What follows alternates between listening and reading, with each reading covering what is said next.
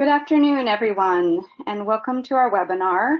And thank you for joining us. We hope that you're all healthy and happy, and so are your families and your communities right now. So we're going to get started with our webinar. My name is Annie Duguay, and I'm part of the professional development team at Cal.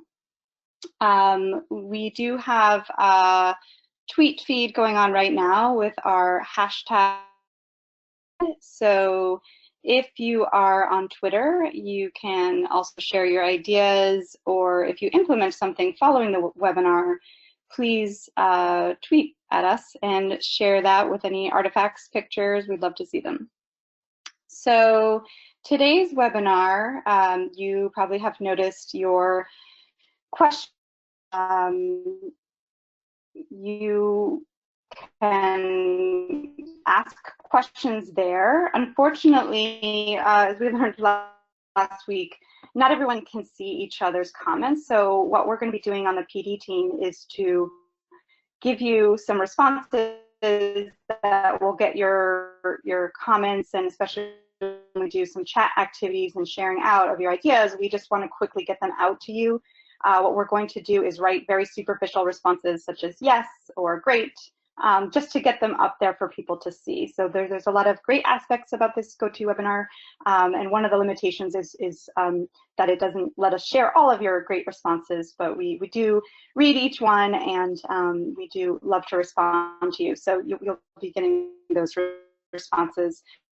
So hopefully find your questions box, and within that same panel, you should find the handouts, and you should be able to just click directly on those to download them. If you do have any difficulties, on the last slide, we'll have our email. You can send us an email, and we can send that to you. We also do plan to have them all archived on our website shortly. Okay, so we're going to also send out a poll.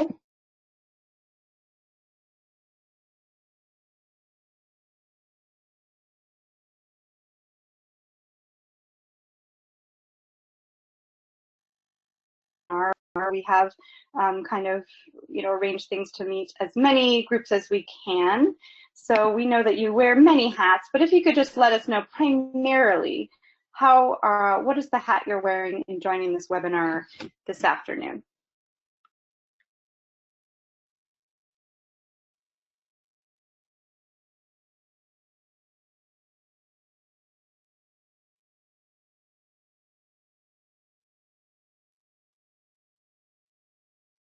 Okay, so it looks like primarily we have, again, our teachers.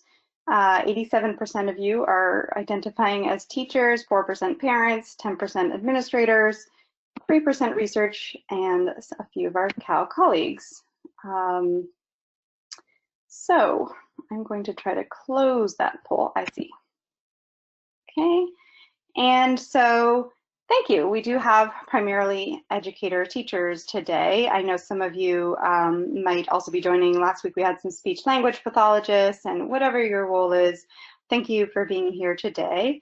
And we look forward to your participation. So in our intros, we also wanted to hear not just your hat you're wearing, your roles primarily today, but also about how you're feeling, what your thoughts are. And last week we did the Smurfs, and this week we're doing emojis. So just as an example, well, we're going to have you introduce which one represents you. And we are going to do our own introduction. So you may not know the names of all these emojis, but you can look on your phone and pick one, or describe it to us, one of the ones we have here. And we'll also introduce ourselves that way. So again, my name is Annie Duguay, and my emoji that I chose is the kind of crazy face one. In the moment that I was preparing, I guess, for this presentation, I was feeling a little stir crazy. And I've been kind of, I don't know, making up songs and games around the house, and kind of letting myself be silly, I guess. And Mari, want to introduce yourself? Yeah, Maribel Marrero Colon, and I don't know what this emoji is called, but he is having such a great time that I really feel that in these uncertain times, my role is to try and be the comic relief and keep people laughing and joking and keep up a really good sense of morale. So Maria, what are you? I am sending out everybody a big virtual hug because I am a hugger. And so that's what I'm doing, giving you a big giant hug all over the world.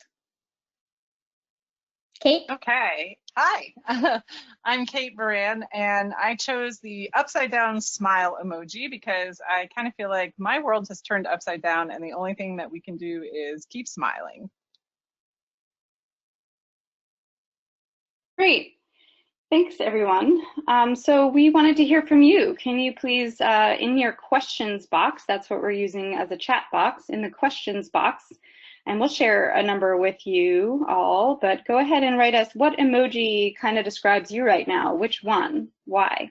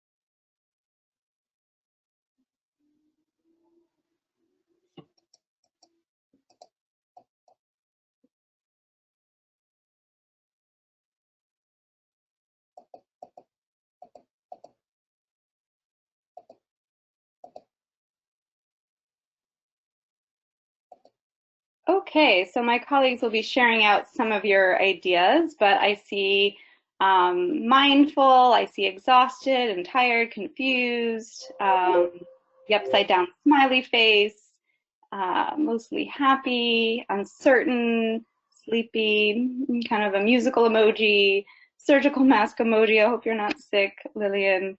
But yeah, you're looking out for other people who are wearing those masks. So thank you all for sharing those, and my colleagues will share out a few of them and continue to do so. So yeah, that's our chat box. We'll keep using that as we go. Now, in terms of our agenda for today, we've done some introductions. We're going to focus on reading and then writing. Last week we looked at oral language. This week we're concentrating on more traditional literacy activities. And we do hope to have a brainstorming session, or a couple of them really, on those topics, because we know a lot of people are doing great things. Sometimes it's hard to keep track with everything we see in social media, and I'm sure on your PTA lists and through your schools. So if everyone can keep in mind maybe something great that you want to share with everyone today, we'll have some brainstorming time.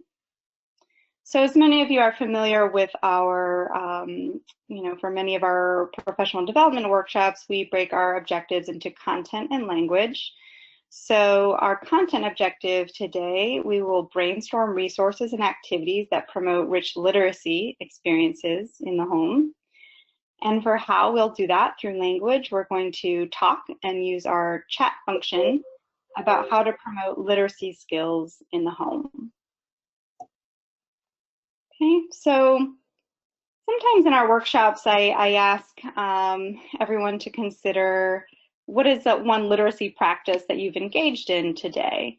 And oftentimes people will kind of look at me, especially if it's kind of 8:30 in the morning at a workshop day, and think, what is my literacy practice today? I have, does she think I'm reading a novel in the morning on the way to school?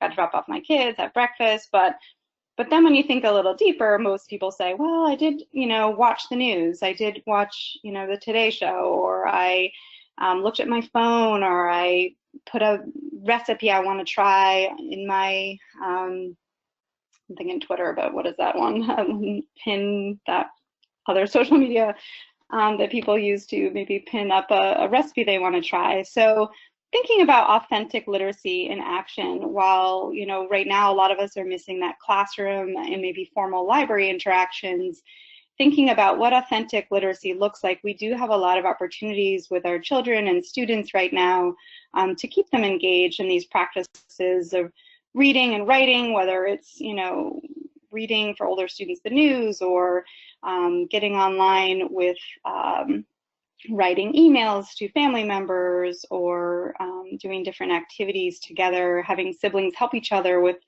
work, or playing school with each other. So we'll just keep that in mind in terms of authentic literacy. On the next slide, you have a quote. I'll just let you read this quote silently for a moment.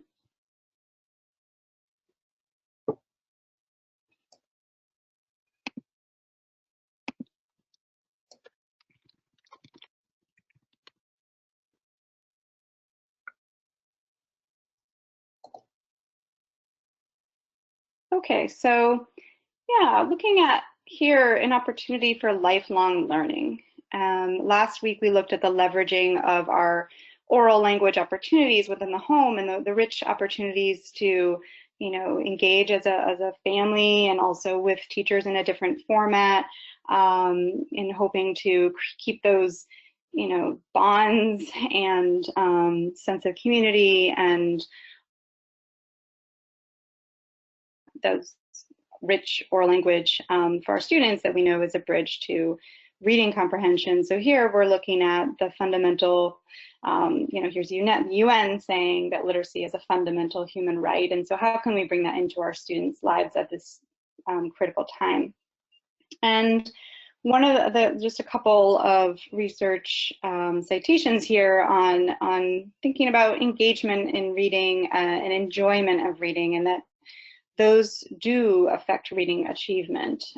So right now, getting students access to books with libraries closed, how can we make sure that they, even if they're using just a device, like a smartphone rather, how can we continue this leisure reading and wide reading such that students can come back to you and report back on a quote they read, or do a summary of their reading, and look for author's purpose and all those goals that you have in your standards. So, just some encouraging findings on leisure reading and how they can be related to reading achievement and successful reading outcomes. So before we move on, thinking about our poll here, we wanted to know, from what we've heard across the country, people are in very different positions in terms of some school districts have not yet made their plans. Maybe they were on spring break, or they're planning to go out on break. We know there's so many more options here. Frankly, GoToWebinar only allows for 5, and many of you, maybe it's all of the above. But how are you primarily teaching just during this time? Some of you are parents, so you're at home teaching your own children. Some school districts are sending home packets and books. It's virtual platforms like Zoom or Google Classroom, and maybe that was already set up for you. And then remotely through phone texting only. So for access issues, many of you are ESL teachers, maybe your students have identified they're only available through text. So I'm going to launch this poll, and we're just curious, what's happening in your individual district or community? Please let us know.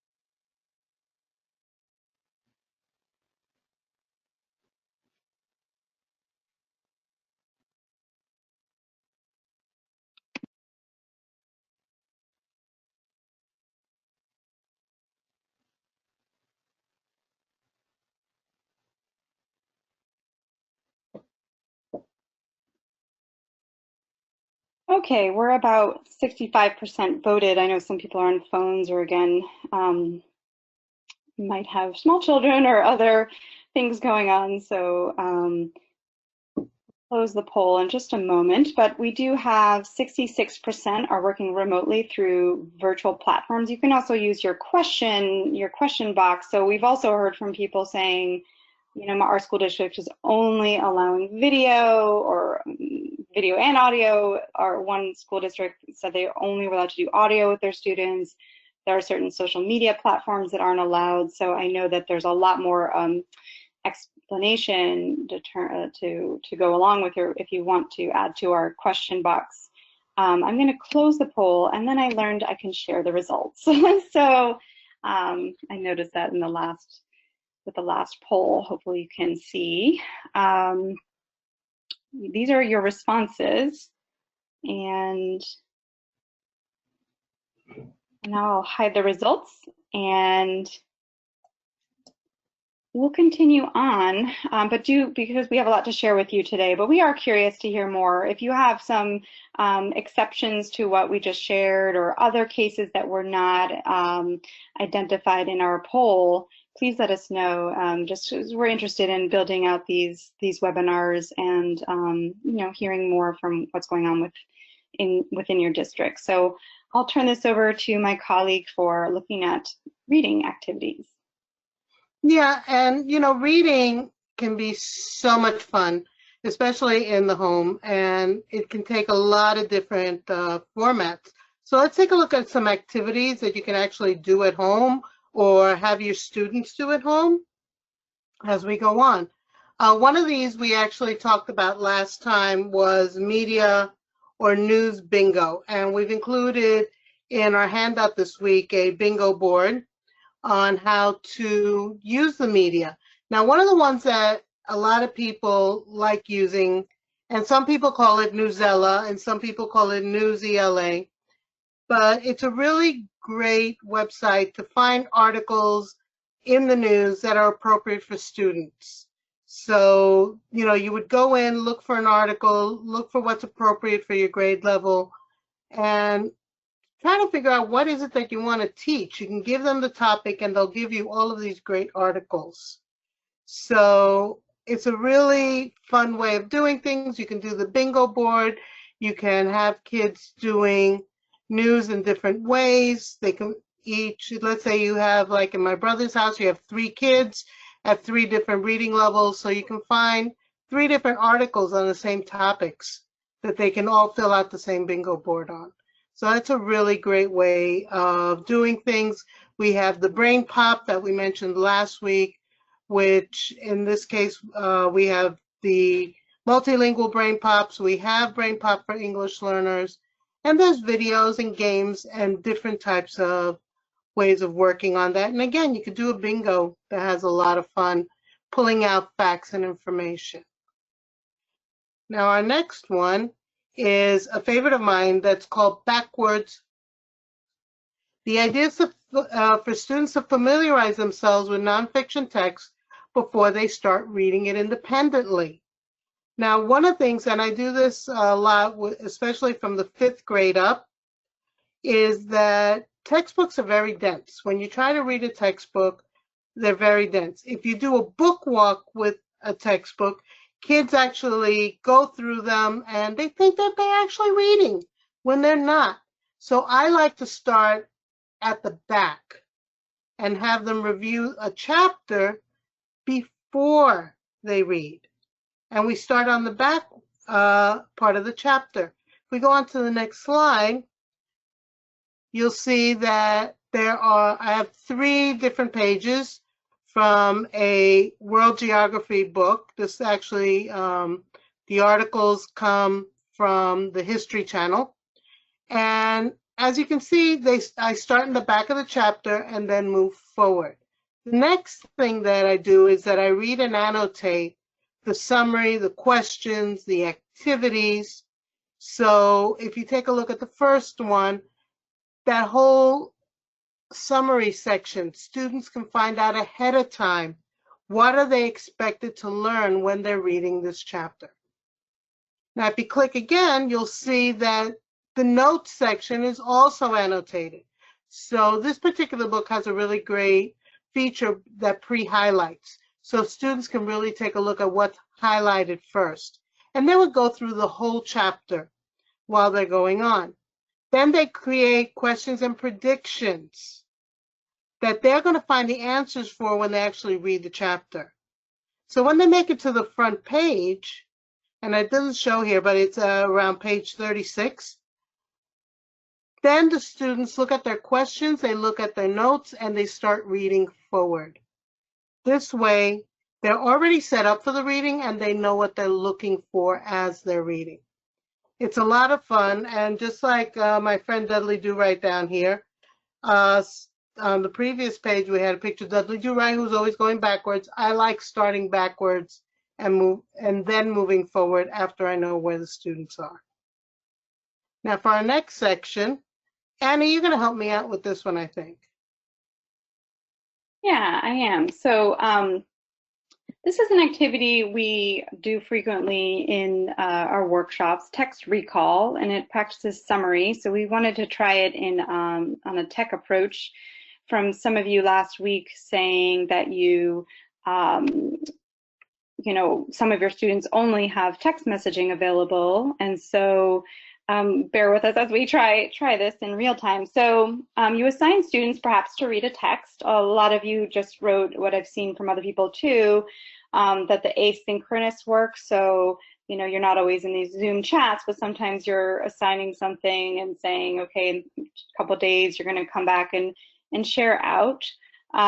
So telling the students that they have, you know, in a text, let's say it's a page and a half or 2 pages, and then this will depend. It could be 20 words. You might say 5. If it's a paragraph, you might tell students they have 5 words, depending on your grade level, to retell. So 5 words or phrases, 5, you know, really key words or phrases that really are the most important words in this text. And then you're going to have students, you know, they could either use a Flipgrid short video. We're going to share those later. They could, you know, just summarize them in a quick on your Google Classroom, or somehow they're going to send you those most important words, and then they're going to use them to summarize the story. So we're going to give an example of that. And here's the text. I'm just going to have you quickly scan. It's actually a lot longer than this. So this is a biography of Dolores Huerta, and I read through it, and again, it's from this biography.com page. So I came up with my 20 words. Again, this is a little long so I might actually have just done the paragraph you see here and said choose 10 words from this, you know, section of the biography. But I went ahead and I texted the 20 most important words, and here they were. Okay, words and phrases, as you'll see, it's tough to do words, but I'm going to try to summarize that, and I won't do the whole thing. But and I read this on Tuesday or Wednesday morning. So Dolores Huerta was born in New Mexico. Then her family moved to California. She witnessed the racism against Mexicans and Mexican Americans, and she had a lot of social justice background with her parents, and as examples. She got a teaching degree, but she was very distressed by the poor living conditions of her children, of her students really. She co-founded the community service organization, and part of their aim was to end segregation, discrimination, and police brutality. She worked with farm workers and grape growers, and went on voter registration drives, and she worked a lot with Cesar Chavez. And while he did a lot of public speaking, she was a skilled organizer and tough negotiator. Okay, so if we go back to the text, you'll see part of what I just shared with you. As you can see, it is a longer passage, but it really teaches kids. One thing is when you move away from the original passage to, you know, obviously you can do this in the classroom with a regular pen and paper list of the most important words, and that's how we typically do it in a workshop. But what's nice here is, and even if you had your kids text you this highlighted words, once you're moving away from that to this text message or any kind of list in Google Classroom, you really use the skills of really determining what are the most important words, which is what a summary is. And summarization is such a hard skill for almost all of our grade levels. So you could, you know, in the original passage, and I think I removed some of it, but there was a lot about her parents' divorce that I just felt was not necessary at all. And so it's an opportunity, of course, you'd want to model this with your students, but it's an opportunity to have those conversations like, really, that's not central information about her, about this key figure. And so helping students to go back and notice, or maybe there's a moment like, for example, she started the community services organization, and I think the man's last name was Voss or Voss. But if I was going to write a summary, that would be an opportunity to go back to the original text and just look for that one name, and not worry. Then I wouldn't be worried about any, plagiarizing or too much. It helps me to paraphrase. So I just wanted to share an example of that because it's possible with text messaging. Another example of that I'll just quickly share, it's similar to what we did last week with list group label. And again, it could be 15 to 3-to-1 summarize, or it could be 25 to 3-to-1. If you had 25 students in the class, you'd probably do it that way for a first time of modeling it. But they, as a class, let's say, have to summarize, let's say, that same passage and pick the 20 words. Well, the trick here is they each, first of all, choose their top 20. Then as a class, they each have to provide one word from the beginning to the end of the text, and they can't repeat words. So if one person already chose Mexican Americans or farm workers, I'd have to go through my list to the next most important word, and we need to make it to the end of the text with all 20. Then you sort the words into 3 big categories. So maybe everything to do with the organization she co-founded, maybe the type of people she worked with in the middle, and then you sort those 3 big ideas into one sentence that summarizes the text. So it's just a different way. If you were doing it live and wanted to do it differently with your students, you could do it that way and maybe type the words into the screen. So.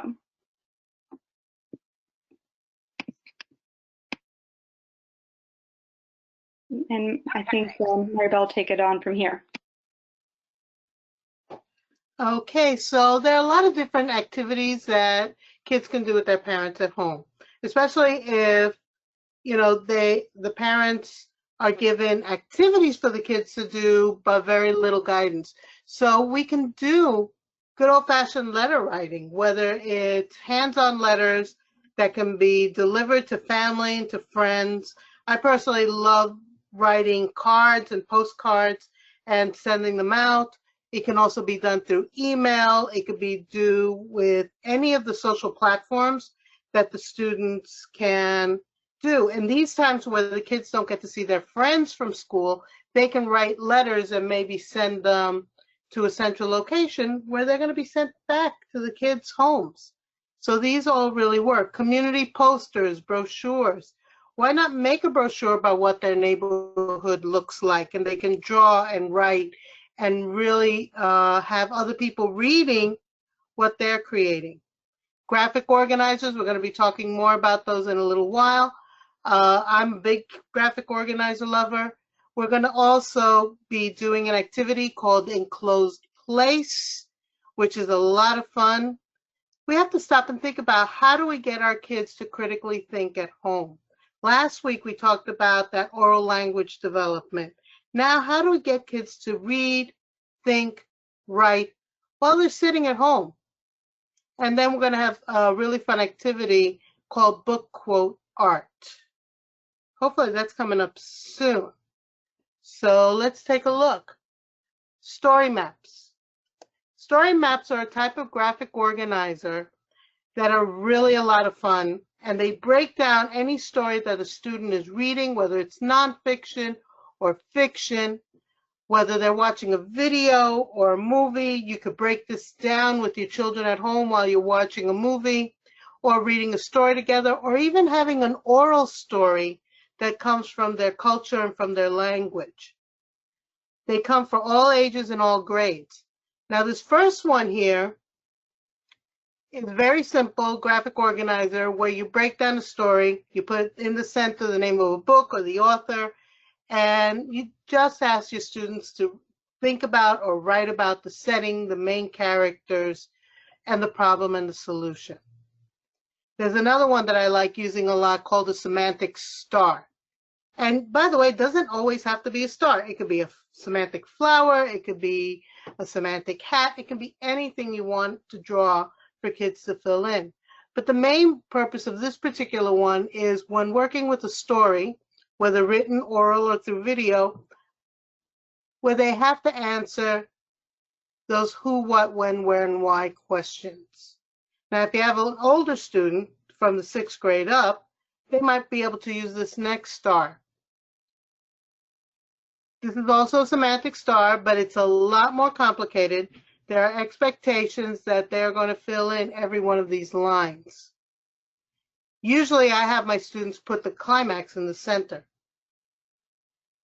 Now, let's say we're reading a story together for our next graphic organizer. And we're reading Alexander the Terrible, Horrible, No Good, Very Bad Day. Well, that's a great book, and we could just fill out this particular graphic organizer. And this one is really great right up until the it says K to 2, but I actually knew a teacher who used the same one with their 6th graders when they were reading House on Mango Street. So it is, but it's really easy for young children to fill out because they can not only write words, they can draw in each one of the boxes. Now for older kids, especially middle and high school, you might want something a little bit more complicated to make them really stop and think. What are the main characters about? What are the secondary characters? What are the problems? Figuring out sequence of events and climax. So all of these graphic organizers are really helpful, and they're all story maps, a really graphic way of figuring out how does a story go on and what are the conclusions. Now my question to you is, are there others that you could use? Do you know of any others? Can you share them with us? So those are really important to stop and think. How can we get kids to break down what they're reading and put it into an organized fashion? So that's a really important thing to stop and think about. If you know of any others, please share them with us. We would love to see them. You can even upload them onto the Twitter page and share with your colleagues. So what's next on our agenda here then is the stop and think about that critical thinking. How do we get kids to think about what's going on in a story? Whether they're reading a story with you, regardless of the age, they can all answer these questions. So ask them a question about the facts and what do they remember about the facts? Did they understand the story? How can they take what they learned about the story and put it into action? Can we really get them to stop and organize? And a lot of people tell me, oh, the little ones can't do this. Of course they can. If I were reading Alexander the Terrible, Horrible, No Good, Very Bad Day, I would want to know, how is Alexander the same or different from me? So it'd be a very fun activity to actually think about it and have the kids think about, well, which one of these characters would you want for a friend? Which one wouldn't you want? And the last part is, can we get the kids to actually either create a second story or maybe even change the ending? So it's really a lot of fun to stop and think about that.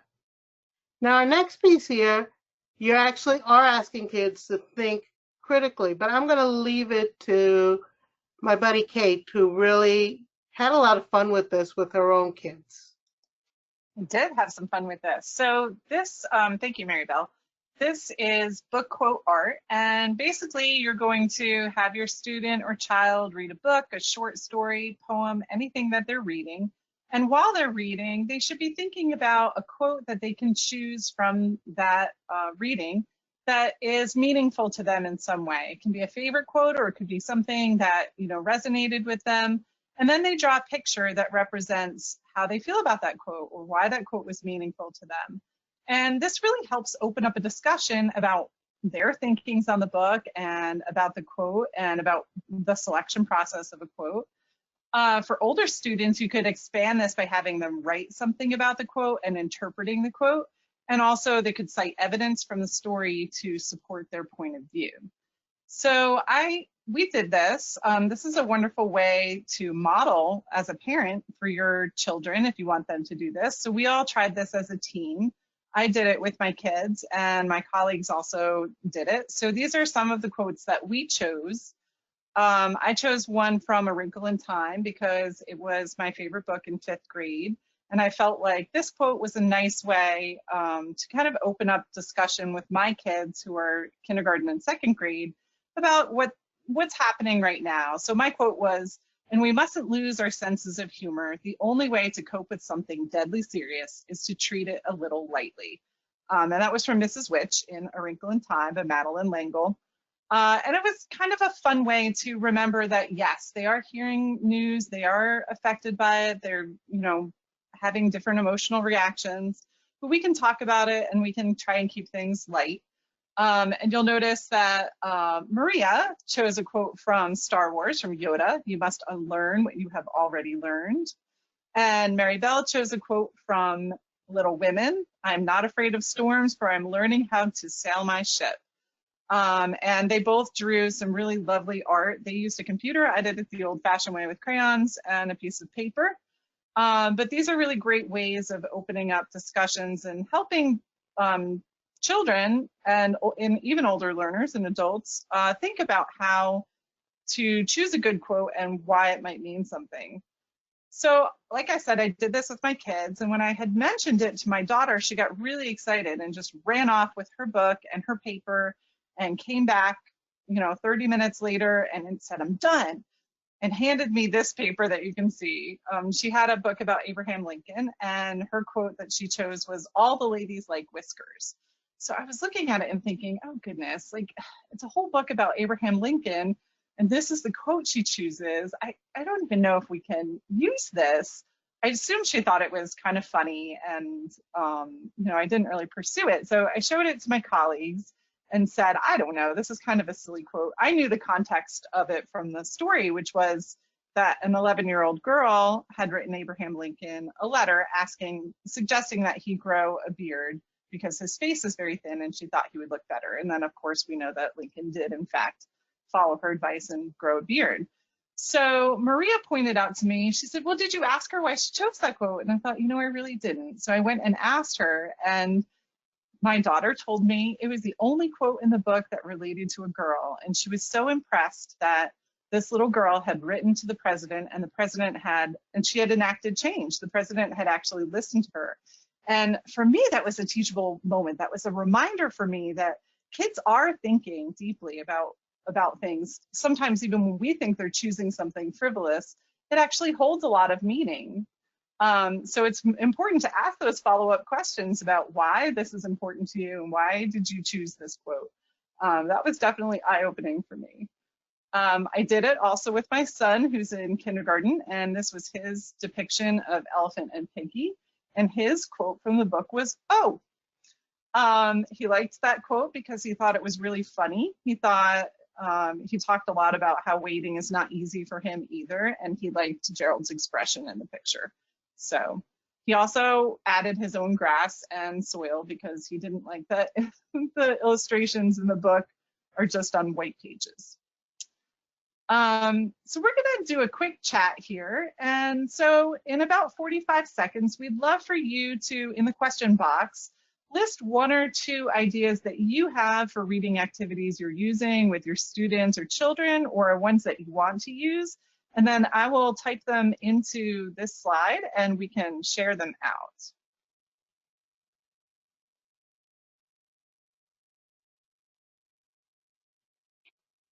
So Kate, for timing reasons, I'm going to suggest that we maybe people can continue to share out in the question box. Sure. But then we'll move on to writing, and then at the end we can summarize both writing and reading. Yeah. But please do enter any modifications and seeing some great ideas in here, and we'll continue to respond back to you on the questions chat and catch up at the end as a group.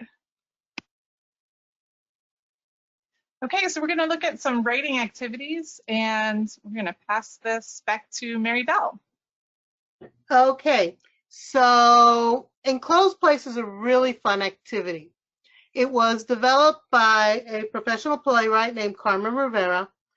She works with Educational Play Productions at Manhattan Play Company, and she uses it to help kids learn how to write plays. And it's a really great way of developing. So we're going to take exactly 30 seconds. Exactly 30 seconds. But I'd like it, if you can, in your question box, define what it means to be enclosed.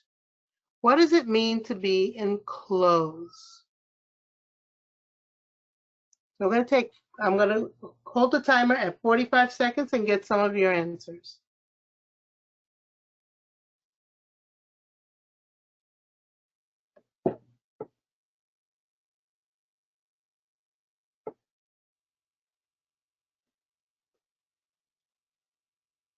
We're getting some really great answers here. To be surrounded, to be isolated, to be trapped, claustrophobic, great one on that one. Isolated, unaware, not included. Some people said safe, others said trapped, lonely. I love the cozy and fuzzy because that's actually going to connect with our sample. So, Kate, can you show us? Basically, it means that there's no way out and one does not need walls to be enclosed. Here are some examples. And some of our favorite authors, I know Chris Van Allsburg loves doing things like absurd places, like in an ice cube, or, states of being. So those are really different ways of looking at being enclosed. So as we move on, the way enclosed place works is that you have two people, and it can be a parent and a child, it can be a teacher and a child, or it could be two students, or it could be two adults. But with a partner, you're going to decide which one of you is partner A, which one is partner B. You decide on an enclosed place where the two of you are trapped, and it could be a good place, it doesn't have to be a bad place. Well, writer A totally loves this place and does not want to ever leave it. Writer B totally hates it and wants out right away. So the idea is for the A's to convince the B's to stay, and the B's try to convince the A's to leave. The two people share one piece of paper where they write 10 lines. A writes 5, B writes 5. But here's the catch. You're not allowed to speak. And you can do this with drawings. I've had kindergartners do this with drawings where they keep adding to pictures back and forth. It's a lot of fun. And these really work well. Let's take a look at a sample written by one of my former students. And this little piece turned into a 3-act play. So we're actually going to read it out loud to you. And this time I'm going to ask Maria, can you help me out? I would love to help you out. Okay, so this is about two dogs that are trapped in a box. One is named Popa and one is named Pepe. Okay, so I'm going to be letter A. Okay. Pepe. Oh, Pepe, please calm down. Everything is all good. We're safe in this box. I hate this box. I want to get out now. I want to be free. Ay, nene, no. I love it in here. Are you nuts? It's hot, small, and uncomfortable. Yes, I know, but it's also cozy with just you and me, and it's safe from that man with the big net. That man's not so dangerous. He works for the city. I'll keep you safe. Come on, Popa. Let's get you home. I don't know. What if he chases us? Thanks, Maria. That was really great. And as I mentioned, this was just a first time she did this, and this actually turned into a 3-act play. So it's a really fun activity to just start to get kids to think. Now, I'm sorry, Maribel. I also like to add that for the teacher leaders that are in our audience, if you'd like to use this activity in your workshop, it works really great with teachers as well. Yeah, it really does, and you get a lot of fun answers. Mm-hmm. It's also a great time to get the kids to be quiet for 10 minutes. Now, we had someone who suggested that what happens if our kids can only do it in text? So we tried it out. Kate, what happened when we tried it out? This is a lot of fun. So Maribel and I are both obviously not working from home in separate homes, and we decided to do this enclosed place activity via text. and decided that we would be trapped in a plant cell, in a virtual reality plant cell, and that we would have gone to this exhibit to test it out as a possible field trip for our classes. And so if you can kind of read this over, and you can see our text back and forth, where I was the one who was very excited to be there, and Mary Bell really wanted to get out. So I think somebody brought up on the chat that this might be a touchy topic because we're all in the midst of self-isolating right now, or social distancing. But it could also be a nice way for people to explore the sides of social distancing, the ups and the downs of it, and a way for our students to be able to express what they're feeling, since we are kind of all going through this right now. So while it might be something you want to be sensitive about, it could also be a really good teaching time for that. Okay, I'm going to move forward. And Mary Bell's going to talk to us about funny situations. Okay. My students used to absolutely love any story that I would start out, and they would continue with the story afterwards. And they always loved the fact that I put them into the story. So the way this works is that you create a story starter, and it can be oral. It doesn't have to be it does not have to be something elaborate. It could be short, 5-10 lines. And then you leave them at a cliffhanger. And when you leave them in the cliffhanger, they have to finish the story. So this is one that I created. I sort of borrowed some of my colleagues. Take a second, read it. See if you can add the next line. Just asking you to write out the next line at the end of the story.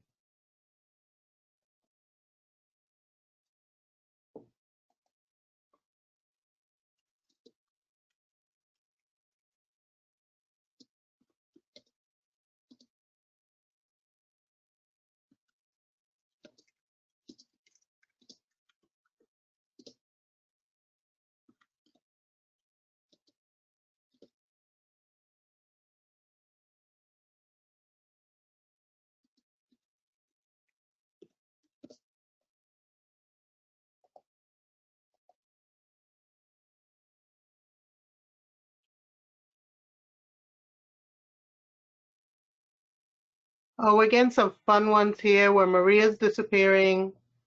So there's a scream that comes up behind them. I love the Yoda noise that somebody's writing about. And someone is a little bit more practical by putting in a bear. Keep writing your answers. These are really fun to read. Now, what about writing prompts, though? That's one type of writing prompt. What other kinds are there? Who's helping me out with this one? Okay, Mari, I will. We did share some writing prompts in our handouts, and those were adapted from Clark County School District in Las Vegas, Nevada. So thank you, Clark County. And we're going to move to the next slide because we're getting close to the end of our webinar. We do want to share some of the digital resources that are available for writing. And last week, we concentrated on oral language development. And so this is a great connection between not only using listening, speaking, but reading and writing, which is Flipgrid. Flipgrid is a free video discussion platform from Microsoft that helps educators see and hear every student in the classroom, and it fosters a fun and supportive social learning environment. Basically, you post discussion prompts on the screen, and students respond with short videos. Signing up is free for educators, and yes, parents, universities, and organizations also count as educators. You can go directly to flipgrid.com via your web browser on your desktop, laptops, Chromebooks, or you can download the Flipgrid app on your iPhone and Android devices. There are helpful, easy-to-use educator's guide with easy step-by-step directions and links for family learning guides, as well as the remote learning environment. Kate is going to click onto the Disco Library playlist, which is one of my favorite because it's a big time saver for teachers. I know teachers are scrambling everywhere in the world, finding, because we're learning new technology, and this Disco library already has teachers that have shared wonderful writing prompts, actually. And so, for example, you'll notice, and we'll have Kate stop right here, what's in your bag is the first one. This is an activity created by Jess Boyce, and it's for everyone, any kind of subject. And engagement, there were 7 months and 4 weeks of people using this activity. 1,488 teachers used this, and 771 clicked it as their favorite. And as Kate scrolls down, you'll see that there's a topic for everybody that's there. As I said, the free version has one grid, but you can have as many topics as you want, which is great to use. So the grade levels are for preschool, kindergarten, elementary, middle school, social studies, any kind of content and topic. So I'm going to ask Kate to come back to our slide. Thank you. And the next picture we have over here, one of the pages from our from that Flipgrid guidebook. This is the step-by-step, easy visual for students to use. First, they click on the green button, which is the topic that they're going to respond to. The red button is for to record their video. Then the students have the ability to view their videos and then decide, do they want to submit it or do they need to replay it? When they're satisfied with their video, they take a selfie, put on stickers that they want, or upload any photographs, PNGs or JPEGs, and then they submit. We are going to share one of the videos. Oh, so I'm inviting, in one of the handouts, we have this link to say hello. So if you get some time and you want to practice before you use it with your students, we invite you to join us on this Flipgrid. We are going to have this up for a couple of weeks. And so anybody who has this link, just telling out that we're sharing this on YouTube. And so if you do not want your video to be posted, just email me at mcieslak@cal.org. That's Maria Cieslak, and I have the capability of hiding that video. Here's an example of apples or cookies, which is our kindergarten. Oh yeah, so you can see that that's the selfie. I uploaded some graphic organizers onto each of the 4 links that I'm going to provide in the next slide. But here we're going to show Zara sharing her idea about, would you rather eat donuts or watermelon?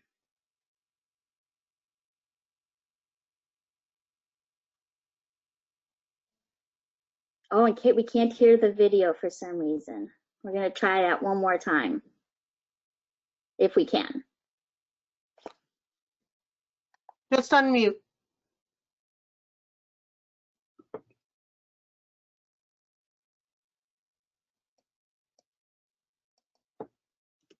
Well, looks like we're having a little bit of difficulty. As you can see, Zara is explaining her video, and she's looking down on the graphic organizer that she downloaded, which I provided for her.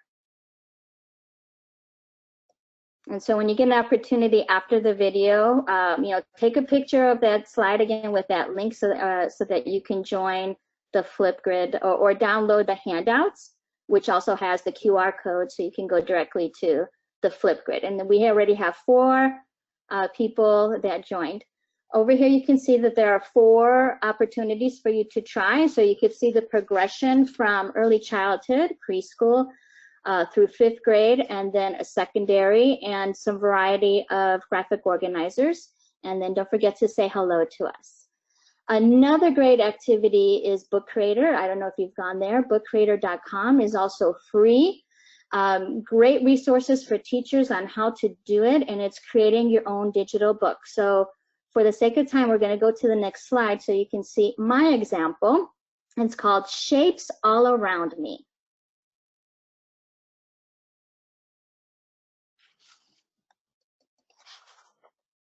And this is a sing-along book. So we'll go to, it looks like we don't.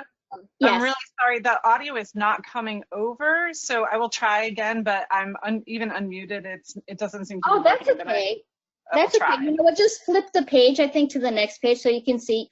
There are many different kinds of layouts. So I recorded my own voice so that the students can hear me read out loud to them, and so the students can read with me.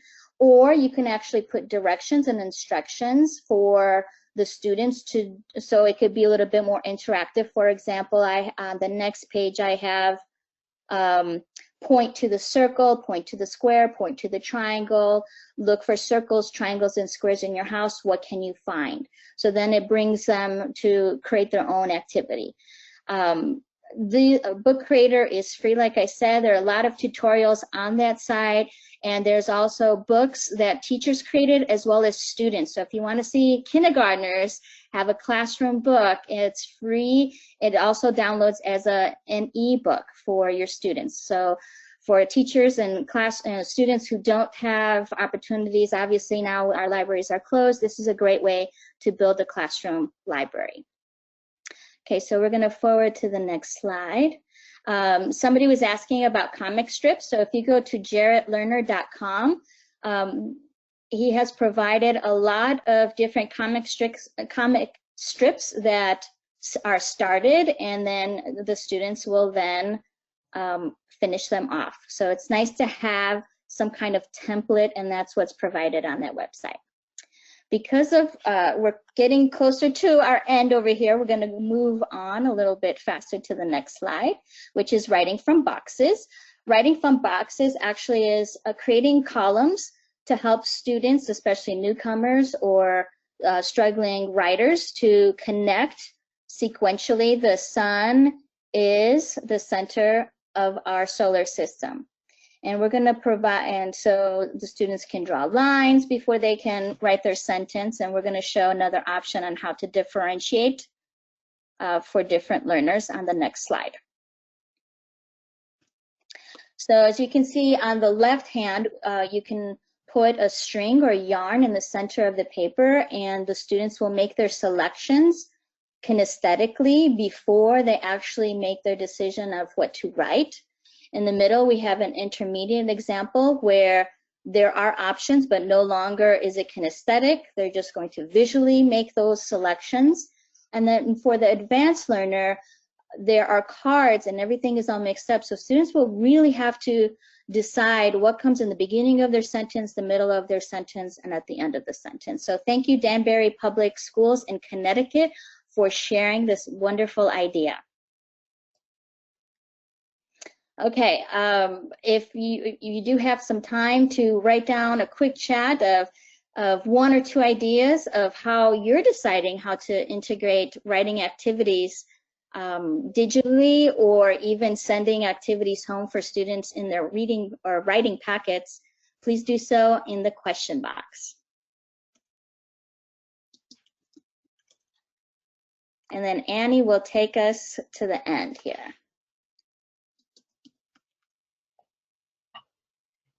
Okay, wow, so many wonderful activities. I know you're still adding your ideas in terms of reading or writing, something that struck you. We will also have a little ticket out at the end that'll launch after we're done with our webinar here. So you can continue to add your ideas. That's basically how we were going to finish up our time together, asking you about resources. I did want to put a plug in, as my colleagues will be responding to your questions in that chat box, which is really more of a question box, and getting some feedback out so you can all see those. Next week we'll be covering math and language, and so we would like you to think about if you have a math activity to share. For example, we're going to work on that audio, and I'd love to see Maria share that shapes book again, because I think, as I put in the question box, we can circle back to that for math purposes. So if you have an idea, and it may be just, maybe you want to walk us through how you're using Google Classroom, and maybe you're not even a math teacher, but we can apply some of that Google Classroom idea to math topics, or maybe some of you are familiar with some online resources on math, it'd be great. So let's just give you another minute where we get your ideas of how you're maybe using any of this, and then you will get a chance to circle back next week.